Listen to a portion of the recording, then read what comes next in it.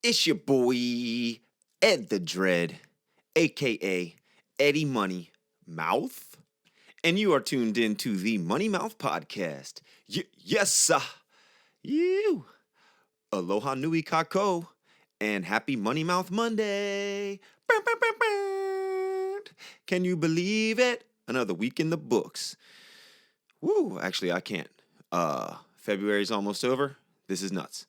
But anyway, the Money Mouth Podcast, brought to you by GoodVibesGear.com. Boom! Home of the $20 tee. If you can't get a t-shirt for $20 anywhere in your area, go to a website. Order it from there. Shipping is free. $20 on me. Let's go. Also, brought to you by the newest release from Island Vibes Records, the Mana Mixtape by yours truly, Ed the Dread. Check it out on all streaming platforms and or Bandcamp, and or check the music video for Free the Water on my YouTube channel, Ed the Dread Music. Yeah, okay, so getting into the podcast. Today we're going to talk about something that has just been going on my entire life. War! Oh my gosh. When I was a kid, there was this slogan. It was peace in the Middle East. And we used to say it all the time. And honestly, I don't think that any of us even knew what it was about. But we would say, oh, peace in the Middle East. It was a cool rhyme. When I was in third grade, one day we walked into the classroom. And I love telling this story because a lot of people back then in the 90s, early 90s, I think it was like 92 or something, didn't have like a television set readily available in their classroom, whereas we had computers and televisions. The county actually invested a lot of money into the public education system, and we benefited from it. So one day we walk into this classroom in third grade, and the TV is in there. And the teacher's all like, yo, everybody have a seat, and like cuts the TV on, and we're just like looking at it kind of like, well, what are we looking at? And it's just like a blank screen. Well, it looks like a blank screen, but it's night somewhere. And just all of a sudden you just hear poof, poof, poof, like green little freaking blast going off. And we're like, well, what is this? And she's all like, yo, these are the first shots to Desert Storm. It's like, okay, third grade, come right in to see the war on TV. Nice.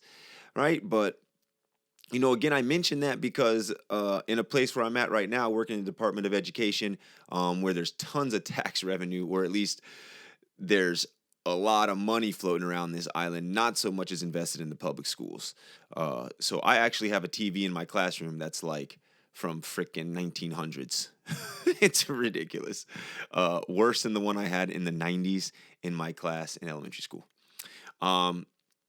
So, back then like I said, when we were so young, we didn't really fully comprehend what was going on. We just knew there was like a war happening, honestly. I remember us drawing little like fuzzball people like in war scenarios, like, oh, this guy's on the side of a cliff or like hanging underground, ready to ambush people. And like, it was almost like a cute, funny thing.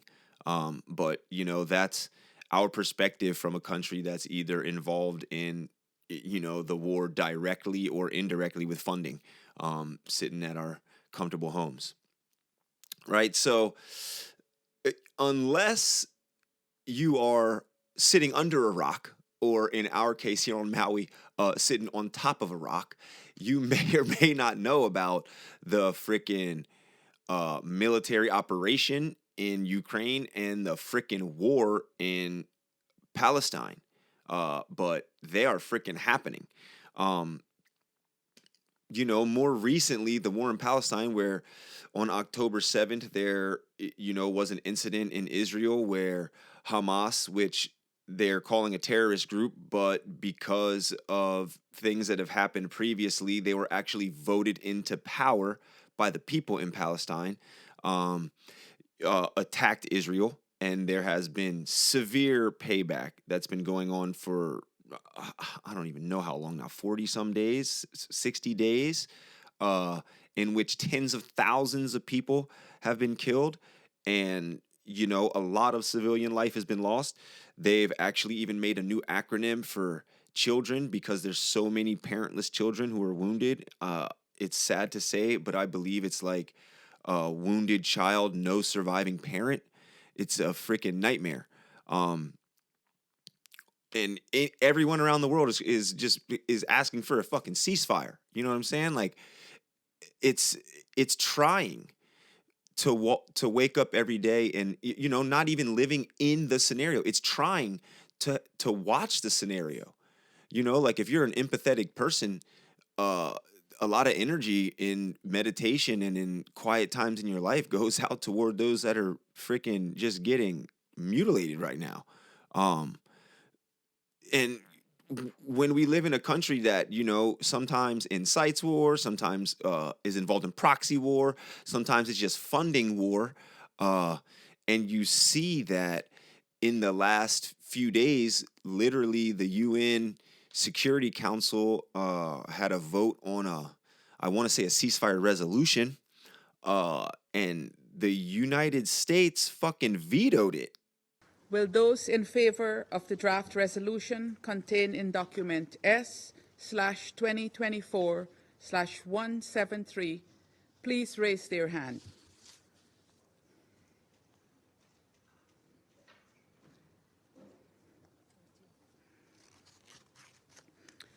Those against? Abstentions? The result of the voting is as follows: 13 votes in favor, 1 vote against, 1 abstention. The draft resolution has not been adopted owing to the negative vote of a permanent member of the Council. They were like, yeah, we're one of the only, lifetime sitting members of this shit. And we're going to exercise that power and just say, nah. After fucking everybody else said yeah. And I think it was like fucking England was like, oh, we abstain. We're not going to say shit because British Petroleum is about to get so much fucking money off of this. So it's very wild to see that a country that talks about being democratic, having the rights for people, and like fucking home of free, land of brave, like dog, that is the least brave shit I've ever seen. Carpet bombing fucking people in tents and children. That's fucking ridiculous. Okay, so when you look at the fucking video of the person that vetoed it, that is the worst clip you could get, right? It's a fucking black lady. It's a black lady. Point blank, period. Are you fucking serious? They gonna put this black lady up? That is just as embarrassing as the fucking International Court of Justice wearing wigs that they wore back in fucking, I don't know, 1700 because they had fucking syphilis and their hair was falling out. What in the fuck is going on? You know what I'm saying? But they put this lady up there and I'm like, yo, that shit is like, it's painful. You know what I'm saying? It's painful. It's ironic, especially coming from a country where fucking, uh, you know, people from England showed up, and they made all these colonies and all this shit. And then we were like, yeah, we're not about that. Fuck you. We disband. Fight you. We out of here. Fuck your tea. Dump it in the ocean. Fuck you. Right? And then after that, you just fucking decimate all the native population, send them on a fucking trail of tears. You know what I'm saying? Like, if you never seen it, read that. You know what I'm saying? It's just and now, which so unfortunately, the majority of Native American people live on like reservations that are not the best places on earth, right? Fucking lady, your ancestors were probably one of the people that were brought over, unless she fucking moved here from some African country herself or her parents. You know what I'm saying? Like, lady, you the slave trade, they brought our ancestors over, used them for labor, sold them, fucking maybe even bred them and sold them. right? And then when we finally get freedom, there's fucking Jim Crow law. Like every civil rights leader just gets murdered. You could get fucking lynched for looking at a white lady, or a white lady just making up some bullshit about you. And then like, I mean, not to mention, uh it was one of those things where, when COVID happened and people are like, get a vaccine, and I'm all like, well, if you black in America and you know anything about the Tuskegee experiments and how they were giving, African American males fucking syphilis shots under the guise that they were flu vaccines, like, why the fuck would you ever take a vaccine in your life? And I mean, this is the country that homegirl sat up there in the fucking international court, or the, Security Council, and is like, well, I'm gonna do this for the country, and we're gonna veto a fucking, the idea of having bombs not dropped on a fucking 1.2 million. It's like a tent community of millions of people. It's the saddest shit you've ever seen on the face of Earth. In my life, I mean, I haven't. I've witnessed things like Hurricane Sandy, like a natural disaster devastation, which is fucking sad. But this is just humans choosing to do some shit to other humans, and like I said, I'm not even there. I'm not even there. I'm not even there. And look at how stressed out I am. I'm not even there. And this is how riled up you get, you know. Uh, so yeah, it's like it killed me watching that lady do it after all the shit everybody's been through that look like her. You know what I'm saying? And then I don't even know what, like, it's like I don't even know the reasoning behind it, but let's just say uh they would never want to not veto that. That's a double negative. They would never want to not veto that because the motherfucking country do the same shit, right? Like, yo, I literally live as a settler in an occupied territory. I mean, let's just be truthful about it, right? I wasn't born here in Hawaii. The U.S. came over here. Well, settlers came over here, made businesses, uh, brought the freaking U.S. Navy over, pointed naval ships at the palace that the queen was in after finding a gun in there, after making a coup, after trying to assassinate King Ka'alakua, after fucking making a de facto government and trying to overthrow the shit that was there already, after doing all this crazy shit, then they just bring the Navy and they're like, yeah, we're going to point these fucking weapons at you and take the place. But that was like 130 years ago, right? So the U.S. has literally just been sending, and I mean, not like I was sent over here, right? And to be fair, like, I've spent 2 years of my life learning the language. I work in school with kids that are of Hawaiian background, right? So I've been trying as hard as I can to give back to this community, but I'm still a settler. I'm still a person that was just that came over here, and I was about to say that was sent over here, but I wasn't sent. Like I said, I moved over here, right? But this is completely illegally taken. I mean, come on. It's okay. So then let's just go back to how many natives died from disease that was introduced, right? How many natives died from weapons that were brought over here? How many natives died from fucking the religion that was brought over here? The apology resolution was released in 1993, and that was Bill Clinton. Literally, if you've read the whole thing and not just like what he said or whatever, they fucking, uh, apologized for taking this shit because they knew that this was an actual kingdom that had a fucking civil structure, their own religion, their own everything. They had everything, and it just got taken. Right. And now for 130 years, like, homie's just been showing up, doing our thing. Okay. And it's basically the exact same motherfucking thing. Right. 75 some years ago, England showed up, dropped off all these homies, and were like, here, you're going to get this little piece of land. And they just been expanding their settlements and fucking like guarding them militarily. It's almost the exact same thing here. You know what I'm saying? Come over, take 1.8 million acres of crown land, start building hotels and houses, and have the police guard all your private property, and have 24-hour security at all the biggest hotels and everything, and keep all the local people just centralized in the Hawaiian homelands and fucking wherever. It's the exact same thing. The exact same thing. Uh, the quick death of war, the quick death of disease, and in freaking Palestine, the quick death of fucking bombs, right? Over here, we've got the slow death of fucking food, destruction of your culture, uh, like taking you away from one of the most sacred things that you had in your kingdom, like your connection with the land, right?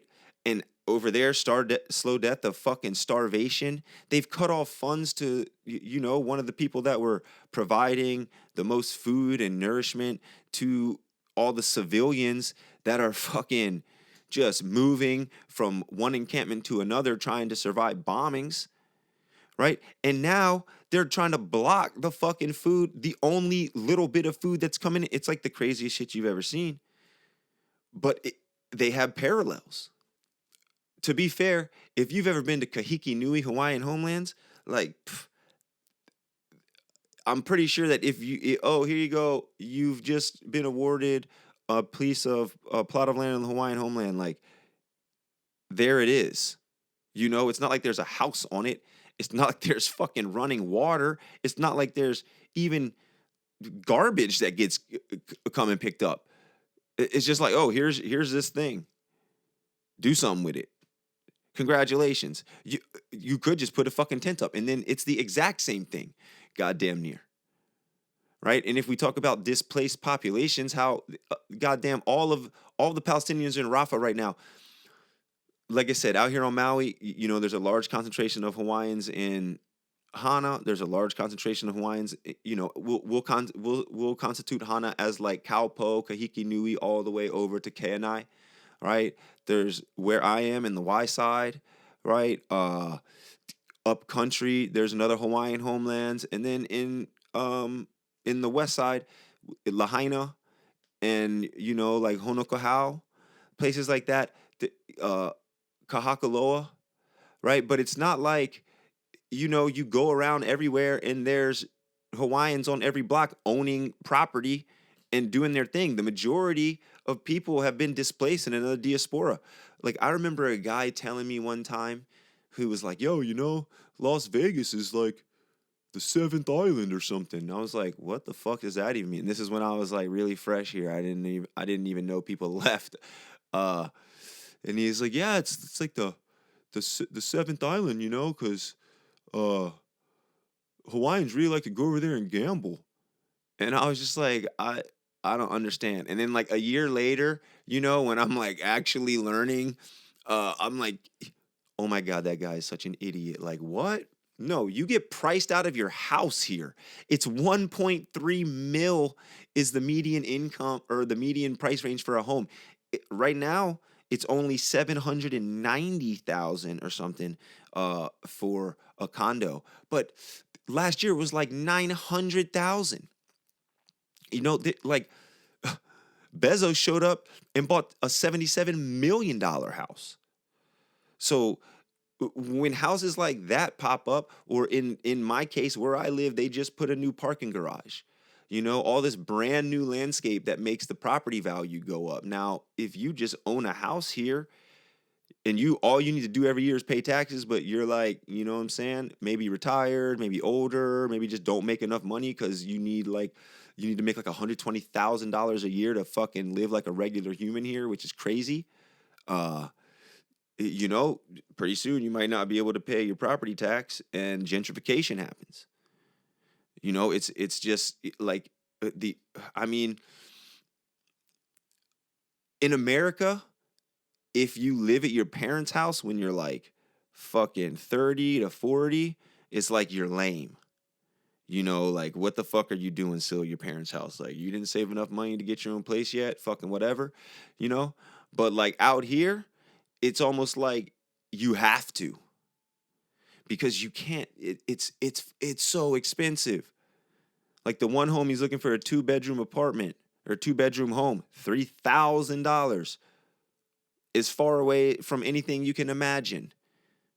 Again, 1.2 mil. You're looking at a 2-bedroom house down here in the center of town, like around the most people. Your neighbor is probably right on top of you. That's like $1 million. So, the amount of people displaced from the occupation is just, ridiculous on both ends, right? And I guess the one final similarity we should talk about is just the fact that, like I said, England wanted to abstain because British Petroleum, could make fucking billions, trillions off of this. There's oil fields and oil reserves off of the ocean or the water out in Gaza. If once Israel gets a hold of that, they're going to contract BP to get in there, start hitting it up. And now they're supplying oil. There's another canal, like the Ben Gurion Canal idea. You start making a canal and you have another port, and you can charge people to go through this port. Like, money, baby. Money. Militarizing things. What do you think the U.S. took? Like, come on, dog. You ever seen Oahu? I don't know how many people live on Oahu, but there's a large percent of them are just military. We've got telescopes, plenty of telescopes on Mauna Kea and Haleakala. Yeah, you think that if something gets shot toward us, that the Hawaiian Islands aren't the first line of defense for America? Come on. It's all the same game. So, when it's not, I don't know, you try not to burden yourself and others daily with these issues, but they have to be spoken about. And as far as living out here on Maui and in Hawaii, there are very similar ties between the occupation of Israel and Palestine and the occupation of the American government here in the Hawaiian Kingdom, right? Lastly, I'll leave you with, this is a shirt from the natives, right? And it says, "Merciless Indian Savages." This is literally what Native Americans were referred to in the Declaration of Independence as. Quoted by the Declaration of Independence right down there. So, remember that when you're fucking putting your American flag up and you're, thinking about where your tax revenue goes. Okay? Because it's getting to a point where I'm sick of it. It's like, I don't know, you'd rather live somewhere else and have your money go to something more peaceful in a country that doesn't fight war and benefit off it all day, every day. And that was your Money Mouth podcast for this Monday. Woo! Oh, it's fucking hectic, but, had to be said. So with that, again, goodvibesgear.com or Ed the Dread Music on YouTube, Spotify, Apple Music. Go check Ed the Dread out. Demanda Mixtape, Free the Water, Silly, 808 State, and On My Lonely. All right, have a listen, have a like, buy it as a single, get on Bandcamp and buy it so you can support me straight up. Order something on the online store, the $20 t-shirt for sure. Click like, click subscribe, share it with your homies if you're caring about your homie. All right, one love, a hui ho kako.